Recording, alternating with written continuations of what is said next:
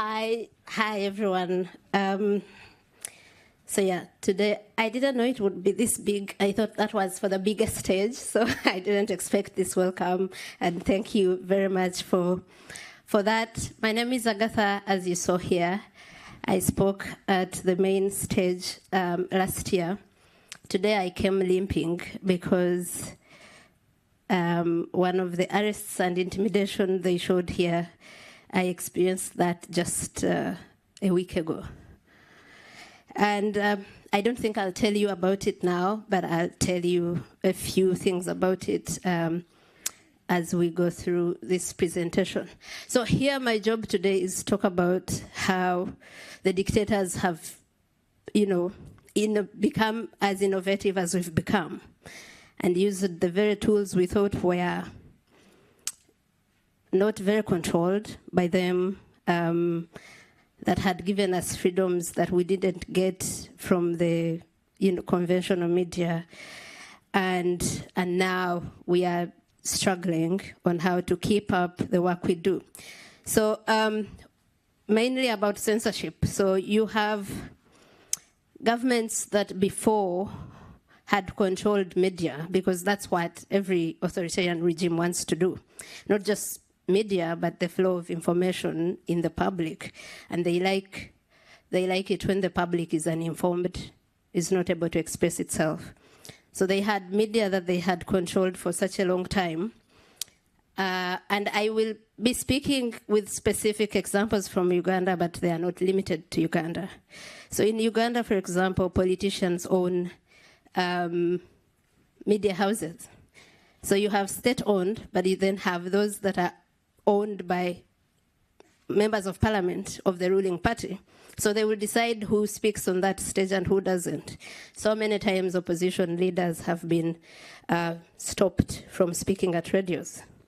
Now, social media came, and it was at first, it looked like we are finally free.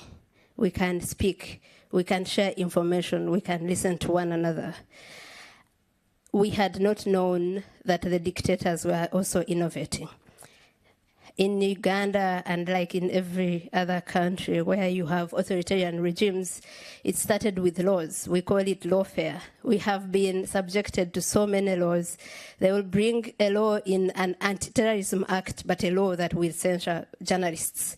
So we have that. We have, recently there was a law called the Computer Misuse Amendment Act. It was first passed in 2015. A good friend of mine challenged some of the provisions that were declared unconstitutional. But in 2022, it was amended. And among other things, there was crimes like disturbing the peace of the president, speaking ill of the first family, hate speech that no one defines, so it leaves it at the discretion of anyone to decide or define hate speech. That you see on the screen is one of the many cases of young Ugandans that are in jail for using TikTok to say the government, the politicians are stealing our money. And one of the cases, as you saw, is malicious information against the president. What is that? Who decides what malicious information against the president or his family is? But the organization I work with at Agora has been profiling those cases, and I think we have about 26 cases of young Ugandans, some sentenced to 15 years in prison for using TikTok to call out the government. But the same government does not call out the commander of defense forces, who is also the president's son, who has used social media every day to say he's going to behead opposition people, or to say that he is having a bodyguard of one of the opposition figures in his basement torturing him, and showed pictures of him being tortured and his hair and beard shaved. So yeah, those have got people on tenterhooks. People fear now to write on social media because it's criminal now to use social media.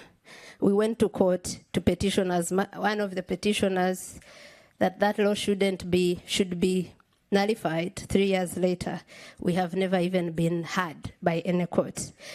You have the UCC which is the Uganda Communications Commission Act, that has gone on and revoked licenses. It has revoked licenses. It has shut down some news sites, websites. Facebook in Uganda is not accessible for how many years now? Since 2021. Those are 4 years. And other sites face the same as we go towards another cycle of elections, which is next year. So you have, I started with media control. This is with ownership, that the ownership, 80% of the media in Uganda is owned by the government and their people. But it's also in advertising and in the threat of recalling licenses of those that has made it impossible for people that do not agree with the government in power to have any platform to express their views. But we have a constitution that guarantees freedom of expression and many others, but it is just a piece of paper. And the President Museveni has said that before and laughed at people who think a piece of paper, a ballot paper, would get him out of power. You have intimidation and violence. And I think that's why I will speak about what happened to me last week. So every day you get threats, your family gets threats, and journalists in that country have been arrested so many times, have been beaten so many times. In just March this year, there was a by-election in the capital city in Kampala, which is an opposition stronghold, by the National Unity Platform now, headed by Bobby Wine, also his real name is Robert Kyagulanyi. Journalists were being targeted and beaten.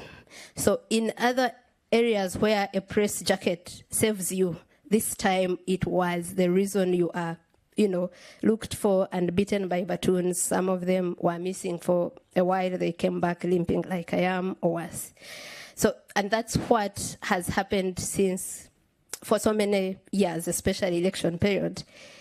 In 2021, during the elections, every journalist that was covering the opposition came out beaten.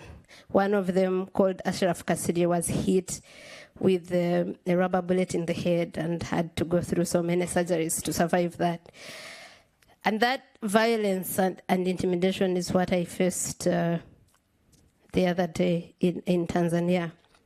It was so ironical that where I expected that to happen, I had, lived nightmares. I knew that the day will come when I will be kidnapped and tortured, because others are all the time.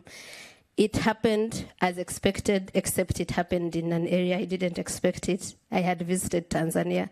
I used to think we are the worst in Uganda, but visitors in Uganda are given first-class treatment. It's us, the citizens, that are second-class citizens. Every visitor, I don't think you'll ever hear anyone who has come from Uganda and they say they have been harassed or anything. If you are a foreigner, you are a king. So in Tanzania, I was picked up from my hotel, also because of my work. I had attended a court hearing of the opposition leader, and I had been giving updates on X about what was happening. So my colleague from Kenya was picked first. They came for me, and we were detained at the immigration office, later at police for so many hours. And what followed was we were blindfolded and taken to a torture chamber, and we were beaten so bad, and we were dehumanized and sexually assaulted, and were missing for days. 4 days, my family didn't know where I was, and I honestly didn't think I'd get out of that alive.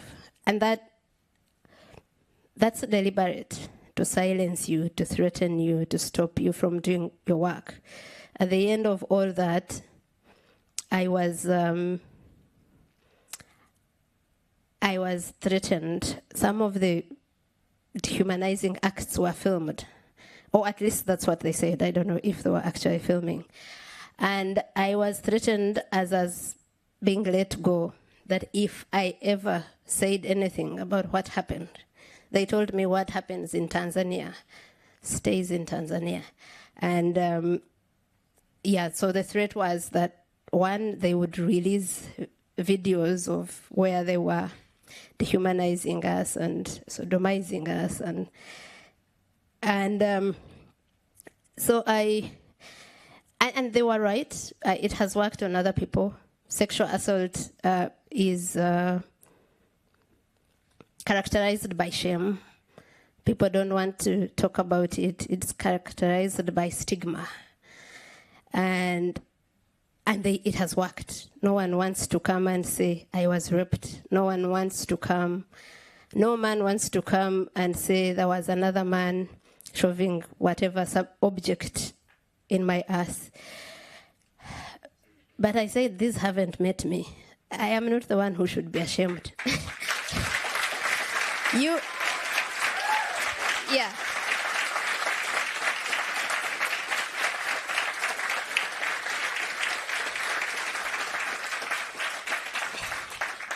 Thank you. If you who is committing heinous acts isn't ashamed, why should I be ashamed? I, the victim, why should I be silenced? And but also, maybe that threat would have worked before you did the worst to me. But you already have done your worst. You might as well kill me. And in my heart, I thought, if these guys didn't want this to go out, they should have killed me. But they missed that chance, and it will be everywhere that I can possibly take it. So arrests of journalists and intimidation and violence, you can see the statistics. It happens everywhere. I met an Indian journalist who ran away from India who told me that journalism and activism now are treason, either terrorism or treason, one of those crimes. So you are charged with that. And India mostly is the leading in that. There's Russia. So these other countries are learning from that. And the world is not doing enough. It's not doing enough to stop India, to stop Palestine, to stop Russia. And for Uganda and other countries around that neighborhood, those are the idols. If they can get away with it, we can get away with it. Yeah, so I also talked about blocking sites. That one, there's no need to say more about it. It has become the go-to of authoritarian regimes. Like I said, Facebook is still blocked in Uganda. I think the next will be Twitter or X, because that's where many Ugandans are now speaking up from. And the next will probably be TikTok. But I think what is connected to this, maybe that point comes later, but it is connected here. When the blocking of sites doesn't work, they shut down the internet. They did that in 2016 in Uganda, especially during elections, because they are rigging elections, they are meting out violence on people they do not want the world to know. And they no longer control all the means of communication, so they are going to shut down what they can't control. So the internet shutdowns have become so common and a go-to tool of... So then you have surveillance. And I don't have even to say more. John just spoke about it here very well. We face that in Uganda all the time. There is a time my phone number was in a report of parliament claiming, but also talking about my social media accounts because I had written about corruption in parliament. You have all of us activists and journalists every day thinking our phones are hacked. Of course, the Pegasus is there as well. And recently, one of the journalists was talking about it.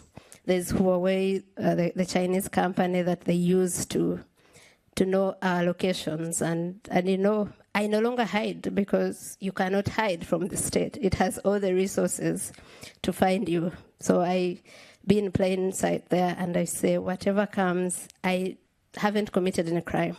It is work I know that I will die for at some point. And and it is work. I know that even if you don't do it, you will die. I tell people dysfunctionality kills you whether you speak up or not.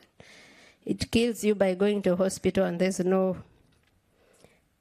medicine. It recently killed about 200 people in Uganda that were buried by rubbish. Have you ever heard of a garbage slide? So a landfill of garbage kept piling up, and corruption, because of corruption, no one was doing anything about it. And one day it fell on over 100 houses and it killed over 200 people. So I would rather die speaking up and criticizing them and giving them sleepless nights. When I started journalism, I was told by my editor that the work of a journalist is to afflict the comfortable and comfort the afflicted. And that's what I do on a daily basis. Propaganda and disinformation. So every day there's something about me on social media. At first it was how I am a slut, how I sleep around. And every day I asked, so how is that a problem? Unless you have brought underage boys that I have slept with, the rest, it's background noise. I cannot be talking about your criminality and you're talking about the men I sleep with. So there's a time after my work of exposing corruption in Parliament, the American government and the British government sanctioned the politicians we named. And I was reporting about it and saying these politicians and their spouses have been sanctioned. And one of those bot accounts, the regime apologists, wrote and said, but you slut, what if it were you? How many of these would they have sanctioned? There are so many names, some I had never seen. And you see, I responded and said, you see, that's the difference. I cannot be in their shoes because I am not a thief. So all my men are safe. And everyone, and everyone laughed. But I took away that power from them. And when you do that, tomorrow they will bring something else. So recently when I was kidnapped and taken through here in Tanzania, they were saying that nothing happened to me, but I am looking for money. I do commercial activism. I want money. And I think that hurt because I was going through a lot. And because anyway, people project what they do onto others, and I didn't mind it a lot. But so that's what we face on a daily basis. You're accused of being an agent of imperialists, and some people believe that.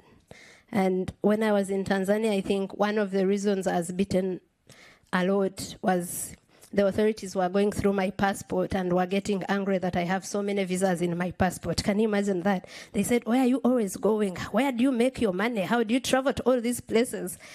And from that was born a narrative that I was sent by imperialists to Tanzania.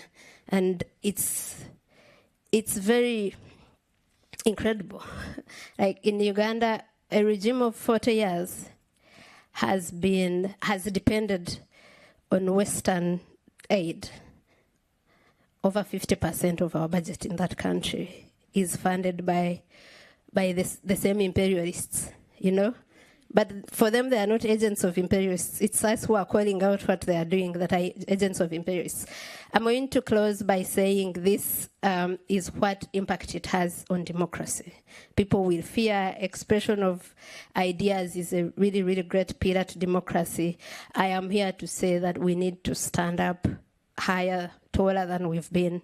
And I've told you people before that were at the tech dinner the other day that I came here with my wounds and scars to say that it is more urgent now for us to work at making the world a better place, for us to do more than what we've been doing.